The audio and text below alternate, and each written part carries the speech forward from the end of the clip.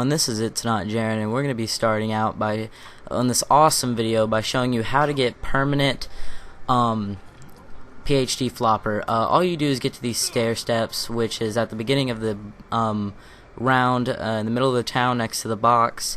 All you do is jump 5 to 6 times. The reason and once you jump down it, 5 or 6 times, just like I'm doing, this green smoke will appear, and that's how you know that you got PhD flopper. It doesn't appear for me because I already have it, but I was just showing you, what happens, and then bam, you have PhD flopper just like that. So it's pretty easy to get and really helpful when you're in sticky situations in this map. Next thing I'm going to show you is Leroy, or Jerome as we call him, the big giant guy. Everything he can do is explained here. First thing you need to do is get the key. It spawns in the jail where he is at first, and you can find it in plenty of places: the bank, saloon, courthouse, bunches of places that it just spawns around the map. And I think one spawns every round. I might be wrong, but also if you shoot him, he will get scared and go back into his jail cell, so you have to be careful for that. That's another thing that you have to watch for, because if you do shoot him, he'll get scared and close his jail cell again. Then you have to go find a key all over again, which can be difficult. But if you have candy or something like that, if he's in his jail cell scared, which we found out was really easy, if he's in his jail cell scared, the best thing to do is to run, and if you have candy or something like that, run, and he will come right out of his jail, as long as it's not closed. Sorry. Next thing is you can make him bust through any of these few barricades by just having booze, and he'll follow you around, and once his back is turned to the barricade, you just aim it right and you feed him the booze, and he will run straight behind him and destroy any barricade in his way, as long as you're pointing to the right barricades, which isn't too hard. Next thing I'm going to show you is once you get candy and there's a crawler at the end of the map. This is one of the most awesome things that they've ever put in zombies. If you have a crawler at the end of the round, you always want to keep it and you don't want it to bleed out. Well, Jerome is the best for this. If he's next to the crawler, you just give him some candy. He will pick up the crawler and will walk around and follow you with it. It is the most awesome thing ever. It is so helpful for the end of the round. It will never bleed out, and he just follows it he just picks it up like a little pet. It's really awesome. And I'm just gonna show you how he follows it around, just kind of cradles it, and it's real easy, real simple. Jerome's one of the best characters, one of the best things they could put in Buried. When you're done with him, if you're done with the crawler, the way to get him out is just to shoot him or shoot the crawler, and he will smack down the crawler and squash it in its head. It's really awesome. Leroy is what he's called, but we call him Jerome. Is a really awesome character. Next thing I'm going to show you is he will, if you get candy, you need candy for this one, but if you're next to a equipment build, a workbench that has blueprints, I think it has to have blueprints. It's a skull if you have Vulture Aid. If you can tell, I have Vulture Aid. That's what that skull's about. I'll show you that in a little bit. But once he gets next to the workbench, you feed him the candy. And just like that, he will read the blueprints. This is the best thing. Oh, Jerome is so awesome. Or Leroy. He will run, go get all the parts you need for that workbench, climb in there.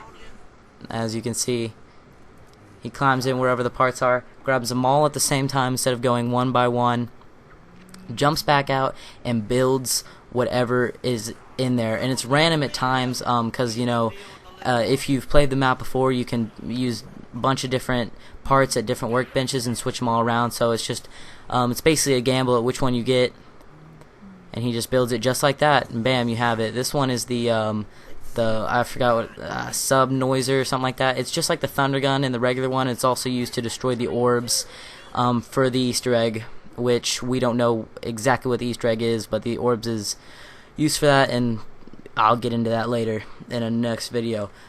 This is Vulture Aid. Vulture Aid is one of the best perks that they have made. It's pretty sweet, pretty helpful. Basically, what you do is you need Jerome, sorry, I keep calling him Jerome.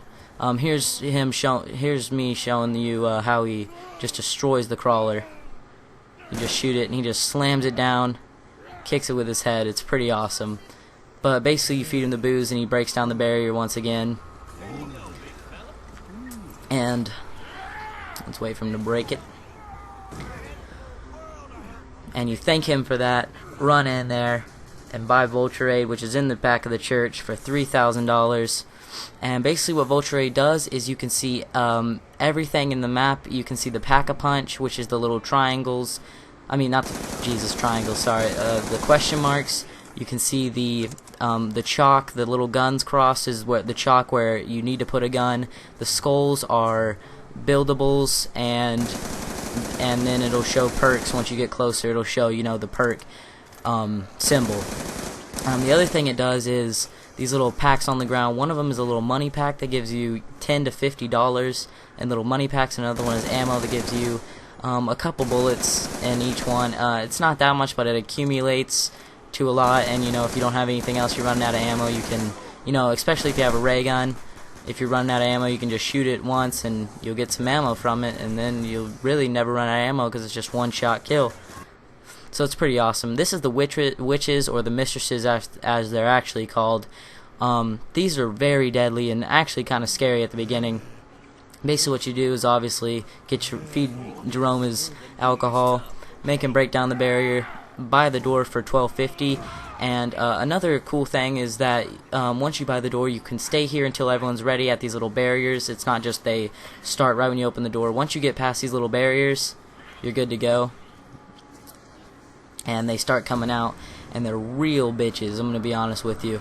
Once they touch you, if they touch you and hit you, you will lose $2,000, and it really sucks. But basically you get past, you know, you can explore, but it's basically a pretty simple path, just up the stairs to the left past the bookcase. You just battle some witches until you get to the end, and then past here, well, if we show you, we have to battle on the witches. They're actually pretty tough. If you don't have Jug, it's about 2 hits. If you do have Jug, it's about 4. They're slightly easy to kill, but also they take a lot of money, so that's why they're so difficult. As you can see, we're all stuck with $0. And then you just jump down here, and you're into the maze. And the thing about the maze is you can't follow it. You know, if you're trying to follow a video, how to get to the center, how to get to the end, you can't follow it because the green doors that block your path switch every time you move in. And also you get a new perk at the end of your witches round, which is pretty cool. I got sleight of hand, which is pretty awesome that you get a new perk, which is actually worth it because you lose so much money. Next thing I'm going to show you is Pack-a-Punch, the location. It actually took me a while to find it. I don't know why. I mean, I just never thought to look in the back of the maze. I always thought it was just the center of the maze. I'll show you, but once you get to the very back of the maze, you'll see this little thing.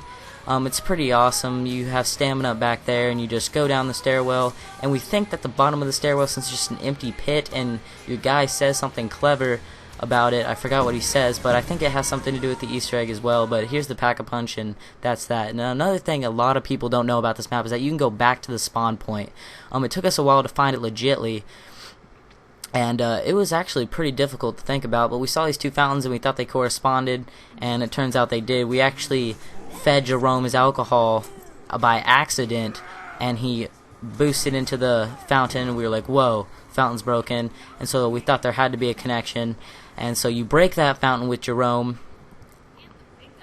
and then you get to the center of the map where the fountain is, and you break it. You can break it with a ray gun and it explodes in really awesomeness, or you can just break it with grenades.